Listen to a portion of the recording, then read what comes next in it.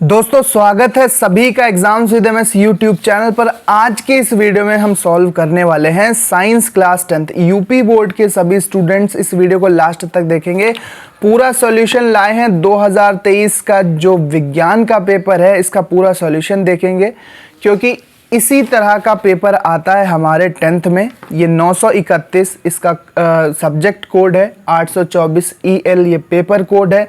तो इसको पूरा सॉल्व करेंगे, देखेंगे कि विज्ञान में आपको कैसे पेपर सॉल्व करना है 2024 2025 आने वाले सालों में भी अगर आप बोर्ड एग्ज़ाम देने वाले हो तो भी ये आपके काम करेगा मॉडल पेपर की तरह। इसी के अकॉर्डिंग आप अपनी तैयारी करना, इसी के हिसाब से आपका पेपर बनता है।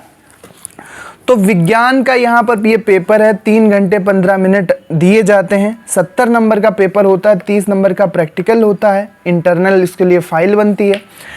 प्रारंभ में 15 मिनट प्रश्न पत्र पढ़ने के लिए दिए गए हैं। प्रश्न पत्र 2 खंडों खंड आ और बा में विभाजित है। सेक्शन ए और सेक्शन बी में डिवाइड किया गया है पेपर को। खंड आ तथा खंड बा 3 उपभागों में बांटा गया है। देखो खंड आ में 20 बहुविकल्पीय प्रश्न है। कितने प्रश्न हैं? 20 बहुविकल्पीय प्रश्न हैं खंड आ में, ठीक है। और खंड बा में 3 सेक्शन इसमें भी मिलेंगे। खंड आ में फिजिक्स केमिस्ट्री बायो और बा में भी 3 सेक्शन मिलेंगे, फिजिक्स केमिस्ट्री बायो, यानी उपभाग 1 2 3 में अलग अलग प्रश्न दिए होंगे। सबसे पहले देखो प्रश्न पत्र में खंड आ में जो है वो MCQ प्रश्न है, बहुविकल्पीय प्रश्न है, जिनमें आपको सही विकल्प का चुनाव करके OMR शीट पर नीले अथवा काले बाल पॉइंट पेन से सही विकल्प वाले गोले को काला या नीला भरना है। OMR उत्तर पत्रक जो OMR शीट है आपकी, उस पर उत्तर देने के बाद उसे काटना नहीं है, मिटाना नहीं है, व्हाइटनर का प्रयोग नहीं करना है। ये आपको ध्यान देने वाली बात है। इसके बाद देखो खंड आ में बहुविकल्पीय प्रश्न हेतु 1 नंबर दिया जाएगा। हर प्रश्न 1 अंक का है। खंड बा में लिखने वाले प्रश्न हैं जो कि कॉपी पर लिखे जाएंगे। इसके बाद प्रत्येक प्रश्न के सामने उसके अंक दिए हैं कि कौन सा प्रश्न कितने नंबर का है। खंड बा में प्रत्येक उपभाग में सभी प्रश्न एक साथ करना आवश्यक है। प्रत्येक उपभाग नए प्रश्न से आरंभ करना। फिजिक्स केमिस्ट्री बायो के 3 उपभाग हैं, ठीक है। सभी प्रश्न एक साथ करना है कि फिजिक्स के कर रहे हो तो सारे एक साथ कर लो, केमिस्ट्री के सारे एक साथ करना है, अलग अलग नहीं करना है। प्रत्येक उपभाग नए प्रश्न से शुरू करना है। सभी प्रश्न अनिवार्य हैं। तो चलो दोस्तों यहाँ पर हम देख लेते हैं। यही इंस्ट्रक्शन आपको इंग्लिश में मिल जाएंगे तो इसमें तो कोई दिक्कत है नहीं। खंड आ में आप देखो जो आपको OMR शीट पर भरने हैं प्रश्न, वो देखो, वो सॉल्व करते हैं। सबसे पहला प्रश्न है यहाँ पर, सबसे पहला प्रश्न देखो, प्रकाश के परावर्तन के नियम सत्य होते हैं। ये आपको OMR प्रश्न है, सेक्शन ए के पार्ट ए के उपभाग है, यानी कि फिजिक्स के सबसे पहले आपको बहुविकल्पीय प्रश्न देखने को मिलेंगे। फिजिक्स के बहुविकल्पीय प्रश्न देखने को मिलेंगे। तो सबसे पहला प्रश्न है, प्रकाश परावर्तन के नियम सत्य होते हैं केवल अवतल दर्पण के लिए, केवल उत्तल दर्पण के लिए, प्रकाश केवल समतल दर्पण के लिए, या इनमें से सभी। तो जो प्रकाश के परावर्तन के नियम होते हैं वो सभी के लिए सत्य होंगे। तो यहाँ पर ये वाला ऑप्शन यहाँ पर करेक्ट हो जाएगा, इनमें से सभी। अगला प्रश्न है हमारे पास कि किसी वस्तु का आवर्धित काल्पनिक प्रतिबिंब बन सकता है। किसी वस्तु का आवर्धित का मतलब बड़ा और काल्पनिक का मतलब आभासी प्रतिबिंब बन सकता है। तो ये बनता है आभासी और आवर्धित काल्पनिक प्रतिबिंब बनता है अवतल दर्पण द्वारा। तो यहाँ पर ये वाला C वाला विकल्प आपको OMR शीट में भरना होगा। नेक्स्ट क्वेश्चन है हमारे पास कि अत्यधिक उच्च प्रतिरोध वाला पदार्थ क्या कहलाता है। तो अत्यधिक उच्च प्रतिरोध वाला पदार्थ विद्युत रोधी कहलाता है, जो कि विद्युत बहने का विरोध करते हैं। ऐसे पदार्थों में विद्युत का संचालन नहीं होता है आसानी से, तो इनको विद्युत रोधी पदार्थ कहते हैं। ये वाला ऑप्शन सही है। 4 नंबर का क्वेश्चन देखो, विद्युत शक्ति की इकाई क्या है। तो हम जानते हैं कि जो वाट होता है वो विद्युत शक्ति की इकाई होती है। तो बी वाला ऑप्शन करेक्ट है। इसके बाद किसी विद्युत केतली में प्रवाहित धारा 3 गुनी कर देने पर केतली में उत्पन्न ऊष्मा की मात्रा कितनी हो जाएगी। तो ये इसका स्क्वायर हो जाता है। तो ये 9 गुनी हो जाएगी। एक फॉर्मूला होता है उत्पन्न ऊष्मा वाला, उसमें आप रख कर देखना कि अगर किसी विद्युत केतली में प्रवाहित धारा 3 गुनी कर दोगे तो उसमें उत्पन्न ऊष्मा की जो मात्रा होगी वो 9 गुनी हो जाएगी। कितनी गुनी हो जाएगी? 9 गुनी वहां पर हो जाएगी। इसके बाद नेक्स्ट क्वेश्चन है, एक व्यक्ति दूर स्थित वस्तुओं को स्पष्ट रूप से देखने में असमर्थ है, यानी कि दूर रखी वस्तुओं को नहीं देख पाता है, उसके नेत्र में कौन सा दोष होगा? तो निकट दृष्टि दोष वाले जो होते हैं वो निकट की वस्तुएं देख लेते हैं, दूर की नहीं देख पाते हैं। इसी तरह से दूर दृष्टि दोष वाले जो रोगी होते हैं वो दूर की वस्तुएं स्पष्ट रूप से देख पाते हैं, निकट की नहीं देख पाते। तो यहाँ पर एक व्यक्ति दूर की वस्तु को स्पष्ट रूप से देखने में असमर्थ है, यानी दूर की नहीं देख पाता है, असमर्थ है, तो निकट की देख लेता है। तो निकट की जो देख लेता है उसको निकट दृष्टि दोष होता है, उल्टा होता है। तो यहाँ पर ऑप्शन बी सही होगा। इसके बाद है एक अवतल दर्पण। एक अवतल दर्पण किसी वस्तु का वास्तविक, उल्टा और अत्यधिक छोटा प्रतिबिंब बनाता है, वस्तु की स्थिति क्या होगी? तो अगर एक अवतल दर्पण है और वो वस्तु का वास्तविक, उल्टा और अत्यधिक छोटा प्रतिबिंब बनाता है तो वस्तु अनंत पर रखी होगी। ठीक है, वस्तु अनंत पर रखी होगी और जो प्रतिबिंब बनता है वो फोकस पर बनता है। कैसा बनता है? वास्तविक, उल्टा और अत्यधिक छोटा प्रतिबिंब बनता है।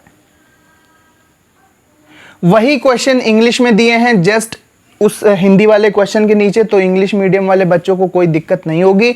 अब सेक्शन ए, यानी कि जो पार्ट ए था उसका उपभाग 2, ये केमिस्ट्री का उपभाग है। ठीक है, केमिस्ट्री का उपभाग है। यहाँ पर देखो केमिस्ट्री का उपभाग है, तो सबसे पहला जो क्वेश्चन हमारे पास आता है वो है कि कार्बन में वायु को जलाने पर कार्बन डाइऑक्साइड गैस बनना कौन सी क्रिया का उदाहरण है, कौन सी अभिक्रिया का उदाहरण है?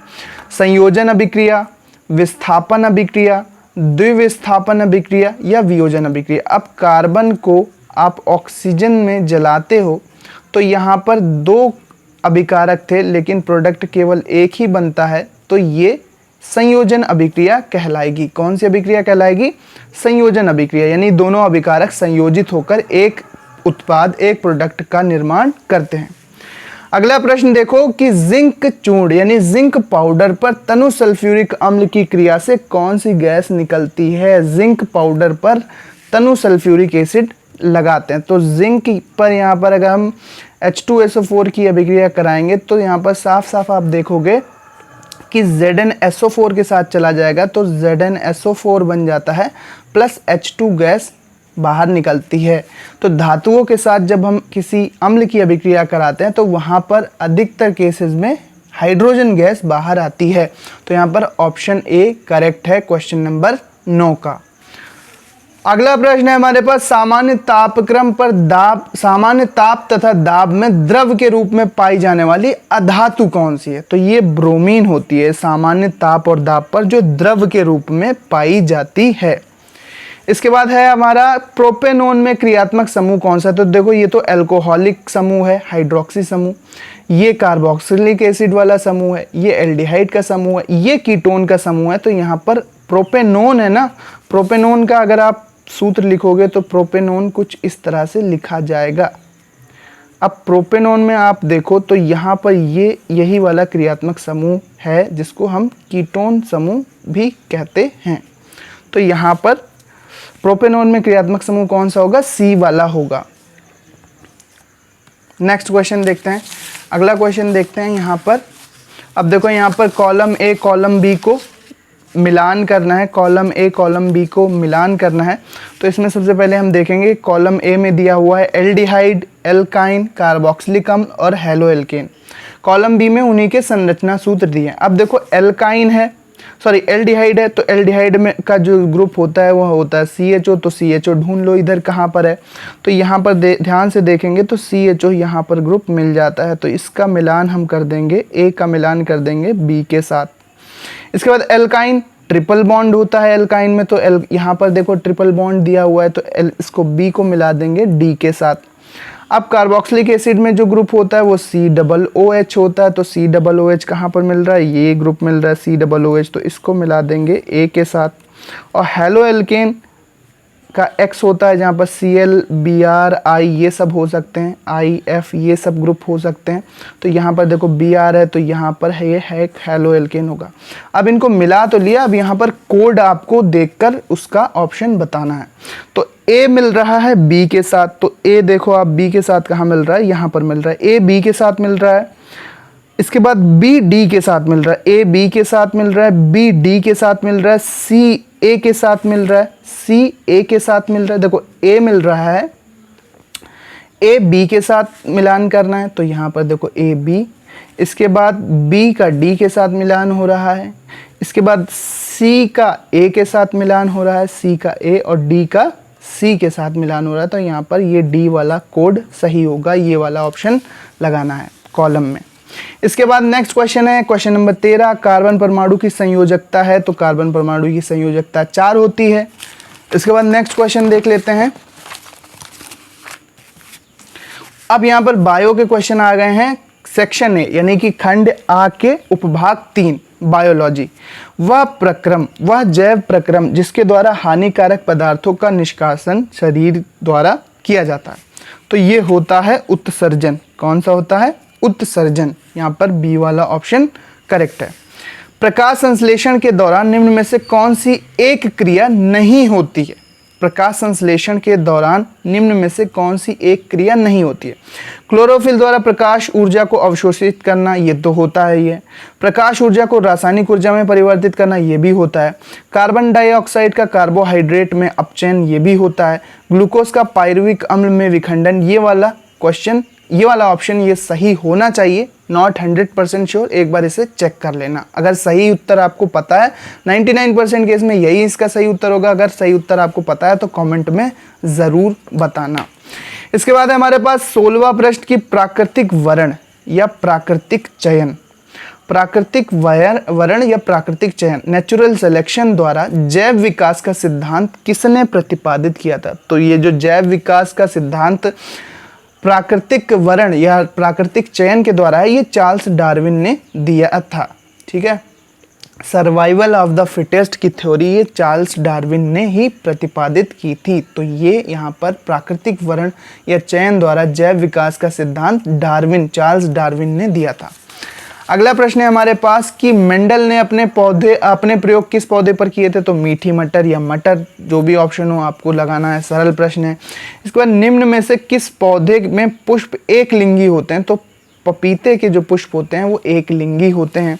मादा जनन तंत्र के किस भाग में कॉपर टी स्थापित किया जाता है?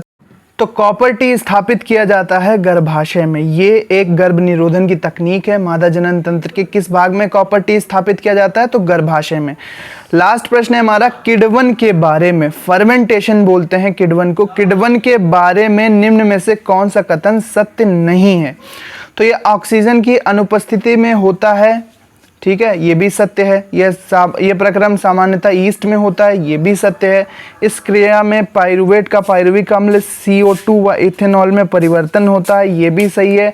यह क्रिया माइटोकॉन्ड्रिया में संपन्न होती है, ये गलत है। तो ये वाला ऑप्शन सही होगा। जो कथन असत्य है, सत्य नहीं है किण्वन के बारे में, फर्मेंटेशन के बारे में, वो यही है, यह क्रिया माइटोकॉन्ड्रिया में होती है, क्योंकि किण्वन किसी भी स्थान पर हो सकता है। तो यहाँ पर क्वेश्चन नंबर 20 का आंसर डी करेक्ट होगा। अब यहाँ पर जो कॉपी में लिखने वाले प्रश्न हैं, अब वो प्रश्न आते हैं, तीनों के आएंगे, फिजिक्स, केमिस्ट्री, बायो, सभी के प्रश्न आएंगे खंड बा जिसको बोलते हैं साइंस के पेपर में, खंड बा। अब यहाँ पर उपभाग ए, फिजिक्स का जो आएगा उपभाग ए, ये फिजिक्स का रहेगा। इसमें डिस्क्रिप्टिव टाइप क्वेश्चन पूछे गए हैं। देखो सबसे पहले है अवतल दर्पण के किन्हीं दो उपयोग लिखो। तो भाई दो उपयोग तो आप लिख ही दोगे अवतल दर्पण के। अवतल दर्पण से प्रतिबिंब बनाने के लिए किरण आरेख खींचना, एक चित्र आपको बनाना है। इसके बाद वस्तु ए अनंत एवं वक्रता केंद्र के बीच हो, तो बी फोकस एवं दर्पण के ध्रुव के बीच हो। तो यहाँ पर दो किरण आरेख बनाने हैं और दो उपयोग लिखने हैं। अब इतना पढ़ा प्रकाश वाले चैप्टर में, तो इतना तो आसानी से हो जाएगा। किरण आरेख बनाना सीख लो, लगता है बहुत से लोगों को नहीं बनाने आते। इसके बाद अपवर्तन के नियम क्या हैं, ये दूसरा प्रश्न पूछा गया है। अपवर्तन के नियम क्या हैं? अब अपवर्तन के सिंपल से नियम होते हैं। 3 सेंटीमीटर की वस्तु उत्तल लेंस के मुख्य अक्ष के लंबवत रखी है, लेंस की फोकस दूरी 30 सेंटीमीटर और लेंस से वस्तु की दूरी 10 सेंटीमीटर, प्रतिबिंब की स्थिति, आकार एवं प्रकृति का ज्ञान बताओ। क्या हम इस प्रतिबिंब को पर्दे पर देख सकते हैं? तो ये न्यूमेरिकल है, छोटा सा प्रश्न है। इसके बाद देखो ओम का नियम। ओम के नियम का पूरा वीडियो किसी भी चैनल पर मिल जाएगा, यहाँ पर exams with MS YouTube channel पर भी मिला है, ठीक है, लिंक डिस्क्रिप्शन में दे दूंगा मैं। ओम का नियम लिखिए। अब ओम का नियम वही है ना, V = IR। क्या होता है ओम का नियम? V = IR, यानी विभवांतर बराबर धारा इंटू प्रतिरोध। V = IR, विभवांतर इंटू धारा बटे धारा इंटू प्रतिरोध, यानी कि जो प्रतिरोध होता है वो विभवांतर और धारा अगर किसी चालक में बाह्य है तो उसका अनुपात होता है, और ये अलग अलग धातु के लिए नियत होता है, इसी को ओम का नियम कहते हैं। ओम का नियम, ठीक है, जो मात्रक होता है वो ओम होता है, ठीक है। अब यहाँ पर एक न्यूमेरिकल यहाँ पर ऐड किया गया है कि प्रतिरोध को प्रभावित करने वाले 2 कारक का उल्लेख कीजिए। अब ताप से प्रतिरोध प्रभावित होता है, इसके अलावा लंबाई से, अनुप्रस्थ काट के क्षेत्रफल से प्रभावित होता है। 400 वाट का एक बल्ब 200 वोल्ट के विद्युत स्रोत से जुड़ा है। 400 वाट का एक बल्ब 200 वोल्ट के विद्युत क्षेत्र से जुड़ा है। बल्ब केवल 5 मिनट उपयोग में लाया जाता है। बल्ब में प्रवाहित धारा तथा इससे उत्पन्न ऊष्मा ज्ञात कीजिए। तो ये 4 नंबर में पूछा गया। 1 नंबर में ओम का नियम पूछा गया, फिर 1 नंबर में इसको प्रभावित करने वाले कारक पूछे गए हैं। दो कारक बताना है, तो ताप और अनुप्रस्थ काट का क्षेत्रफल या लंबाई आप बता सकते हो, और 2 नंबर का ये न्यूमेरिकल है, ठीक है। नेक्स्ट देखते हैं। नेक्स्ट में यहाँ पर पूछा गया है एक लंबा प्रश्न, यानी कि लॉन्ग आंसर टाइप क्वेश्चन। अब यहाँ पे देखो, चुंबकीय क्षेत्र रेखाओं के किन्हीं 2 गुणों का उल्लेख कीजिए। चुंबकीय क्षेत्र रेखाओं के किन्हीं 2 गुणों का आपको उल्लेख करना है। किसी सीधे धारावाही तार के कारण उत्पन्न चुंबकीय क्षेत्र की दिशा ज्ञात करने के लिए मैक्सवेल के कॉर्क स्क्रू नियम को परिभाषित कीजिए। किसी ऊर्ध्वाधर धारावाही चालक के कारण उत्पन्न चुंबकीय क्षेत्र रेखाओं का किसी प्रदत्त क्षेत्र में एक समान चुंबकीय क्षेत्र को प्रदर्शित कीजिए। तो ये 2 2 2 2 2 और प्लस 1 1, यानी कि 6 नंबर का प्रश्न है। अब ये चुंबक वाला नहीं आता है तो यहाँ पर एक ऑप्शन दिया गया है, विद्युत चुंबकीय प्रेरण का अर्थ समझाइए, ठीक है। विद्युत चुंबकीय प्रेरण क्या होता है? सिंपल सी परिभाषा होती है इसकी। इसके बाद किसी विद्युत जनित्र द्वारा विद्युत उत्पादन का ऊर्जा का उपयोग होता है। किस प्रकार की ऊर्जा का उपयोग होता है? इसके बाद किसी प्रत्यावर्ती धारा जनित्र की संरचना का नाम। देखो एसी जनरेटर, डीसी जनरेटर, विद्युत जनित्र और विद्युत मोटर, ये आपको हर हाल में तैयार करना है। यहाँ से आपको बड़ा प्रश्न मिलेगा ही मिलेगा 6 नंबर में। तो विद्युत जनित्र और प्रत्यावर्ती जनित्र और विद्युत मोटर, ये आपको तैयार करना है। पीछे 2-3 लंबे प्रश्न होते हैं, उसका भी वीडियो डिटेल है, मैं लिंक डिस्क्रिप्शन में दे दूंगा, विद्युत मोटर विद्युत जनित्र वाला। किसी प्रत्यावर्ती धारा जनित्र की संरचना आपको बनानी है, उसका चित्र एक होता है वो बनाना है, उसकी कार्यविधि समझाना है। भारत में आपूर्ति की जाने वाली एसी करंट यानी प्रत्यावर्ती धारा शक्ति की आवृत्ति क्या होती है? तो 440 वोल्ट होता है, ठीक है। इंडस्ट्रियल के लिए 11,000 वोल्ट का भी यूज होता है उद्योगों के लिए। अब यहाँ पर सेक्शन बी केमिस्ट्री आता है। केमिस्ट्री में आपको समीकरणों को संतुलित करना बताया गया है। ये कितने नंबर का प्रश्न है? यहाँ पर ये यहाँ पर 5 नंबर का जो प्रश्न है, इसमें सेक्शन ए और बी है। यहाँ पर समीकरण को संतुलित करना है, तो कैल्शियम हाइड्रोक्साइड और CO2 दिया है, तो CaCO3, तो यहाँ पर आप 2 अगर लगा लोगे तो यहाँ पर हो जाना चाहिए, और 2H2O भी बचेगा। इसको संतुलित करके आप कमेंट बॉक्स में ज़रूर लिखना, थोड़ा टाइम लगेगा, ठीक है। मैं ये वर्क आपको दे रहा हूँ ताकि आपकी भी प्रैक्टिस होती रहे। CH4 methane plus oxygen is equal to CO2 plus H2O, ठीक है। CO2 प्लस H2O, तो H2O कहाँ से आएगा? यहाँ पर अगर हम 2O2 कर देंगे और यहाँ पर अगर हम 2 मीथेन कर देंगे, ठीक है, तो यहाँ पर क्या हो जाएगा? CO2 एक निकालना है, फिर एक यहाँ पर 2H2 और यहाँ पर 6 बचेंगे, तो 3H2O। इस तरह से हम यहाँ पर प्राप्त कर लेंगे। एक कार्बन और यहाँ पर हो जाएगा 2CO2। इसको आप संतुलित कर सकते हैं बहुत ही आसानी से। इसको संतुलित करना है आपको, देखो CH4 दिया है, CH4 दिया है प्लस O2 दिया है।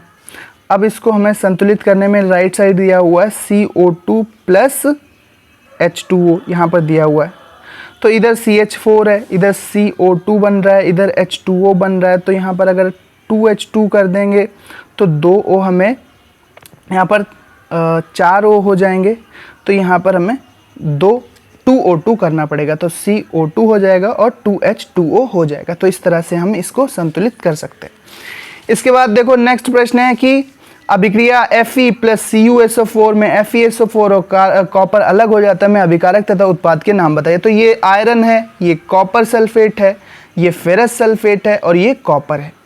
तो अभिकारक कौन से हैं? लेफ्ट साइड आयरन और copper sulphate CuSO4, right side पे क्या उत्पाद हैं? FeSO4 plus Cu। तो यहाँ पर नाम आप लिख देंगे।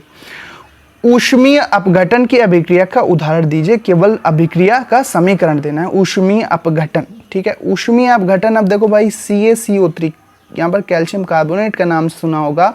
इसको जब हम गर्म करते हैं तो CaO कलई चूना बनता है प्लस CO2 गैस बाहर जाती है। तो ये ऊष्मा द्वारा अपघटित हो गया पदार्थ कौन सा? कैल्शियम कार्बोनेट, खड़िया भी इसको बोलते हैं। तो कैल्शियम कार्बोनेट का ये ऊष्मीय अपघटन हो गया। ये बड़ा अच्छा उदाहरण है ऊष्मीय अपघटन का।